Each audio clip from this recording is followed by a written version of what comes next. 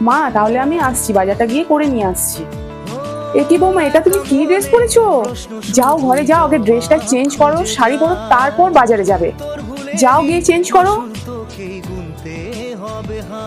ঠিক আছে মা।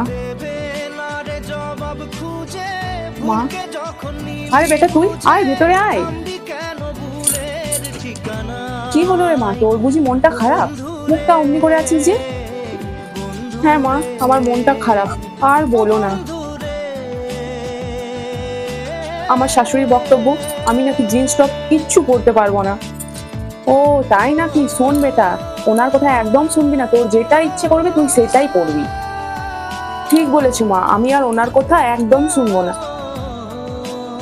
আমার যেটা ইচ্ছে করবে আমি সেটাই পরবো।